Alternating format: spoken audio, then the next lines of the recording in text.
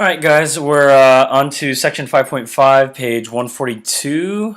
Yeah, page 142 of your student journal, solving an equation by graphing. So if you look at it, this is a pretty prime example of what we're going to be doing today. You'll have something that looks like this, and you're supposed to solve it by graphing, and really it's just a couple lines. How will you solve it? Just by graphing. So again, you're checking when they're equal. If they're equal, or where they are equal, is where they are intersecting. So let's see here. To solve the equation ax plus b equals cx plus d, you can write two linear equations. So basically you make two different lines. You take this on the left side and you say y equals that on the left side. And then you take whatever's on the right side and you say y equals that. Very basic. You make a system right here, and we've already covered how to graph. Graph the system of linear equations. The x value of the solution is the solution of the equation ax plus b equals cx plus d. So if you notice, there is no y in the original problem. When it's asking you to find the solution in this particular set of problems or examples, it's only asking you for an x, so you don't even have to find like the point of intersection. But that will help you because the point of intersection will tell you the x value of the solution. So solve the equation by graphing, check your solutions.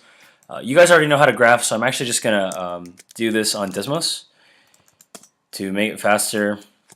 If you don't remember how to graph, just plug in the X-Intercepts, the x and y intercepts, as in plug in 0, and then just go from there. So we have 2x minus 7.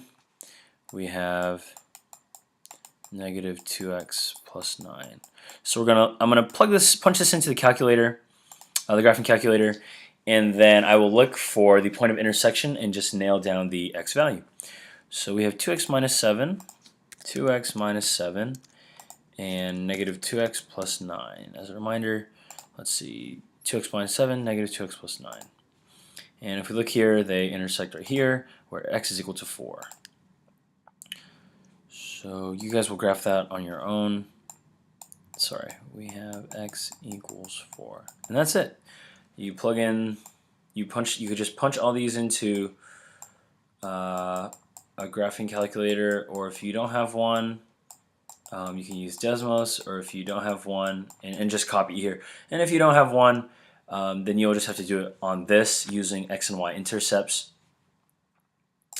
So for instance, the x-intercept for this, or sorry, the intercepts, if I plug in 0 for x, the y-intercept is 0, negative 7. So there's that. And then if I say that's 0, I will get 3.5 for x. Kind of finicky on this. It's a little dice here. It's a little more imprecise because it's going by 2, but you just do your best. You graph 3.50. So this is 1, 2, 3. 3.5 might be like right there. 0, negative 7, 4, 6, halfway through 7. And let's see.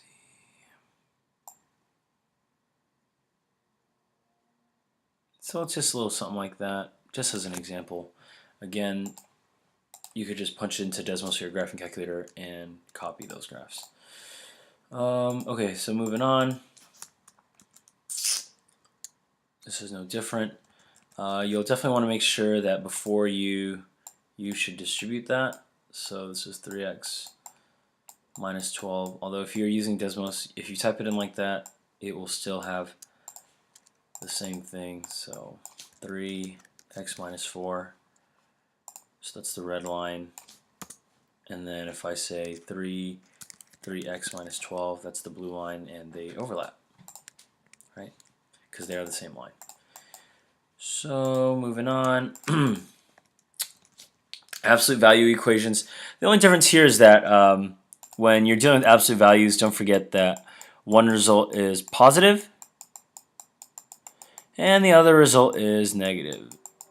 So when you do that, you have to distribute the negative sign. So you'll actually get two different solutions for this. That's why they give you two different graphs. So one where they're positive, and then let's see, negative 2x. So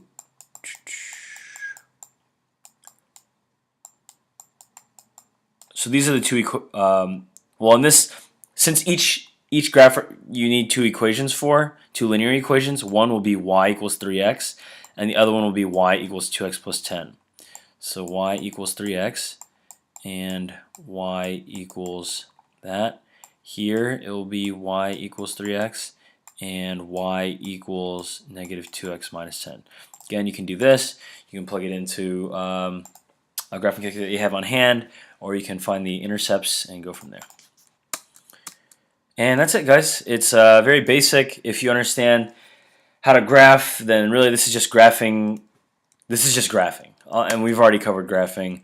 Nothing crazy over here. You're just looking for the x value, and that's it. If you have any questions, ask your teacher or let me know.